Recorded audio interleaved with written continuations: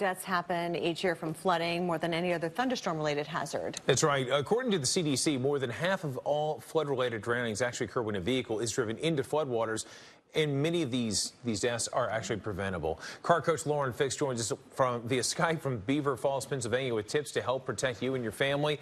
Lauren, as always, great to see you this morning. So glad you're with us. Thank you. Thank you for having me. Yeah, you're talking about some pretty serious situations that I think people totally forget about. But the death rate is so high when you drive into floodwaters. Yeah, on average, more than 80 deaths per year, Lauren, as you know. It's a dangerous situation. So let's talk about how quickly a car can get carried away. Oh, you'd be surprised. It's your road you drive on every day. You're driving to work, you drive to school, whatever it is you do. And suddenly you're getting a lot of rain. We just had this in Albany just yesterday or the day before.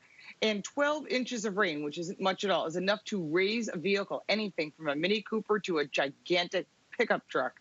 So if you think, oh, I'm driving a pickup truck, I'm not worried about it at all. Well, 12 inches of water is something you may not even recognize because you drive that road every day. That would be enough to almost cover the curb in many cases. So you really have to think about before you make that move, are you willing to take that risk? And I say the answer should always be no. Lauren, you know, you've heard us say the phrase over and over again, turn around, don't drown. A lot of times these tragedies occur because people drive around the barriers. But what if people are not going to water, water is coming to them? Say they have no choice, they have to drive through water. What advice do you give them?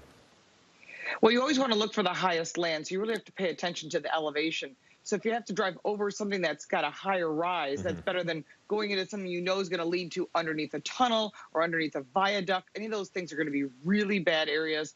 We've experienced heavy rainfall even in Europe, and we've had to turn around. You just have to start looking at other avenues and, you know, try to be smart. And sometimes if you can't get away, in many cases, you've seen this on the Weather Channel, you may find yourself on the roof of your home or of a building trying to get rescue rather than worrying about your car. Cars can be replaced. People cannot.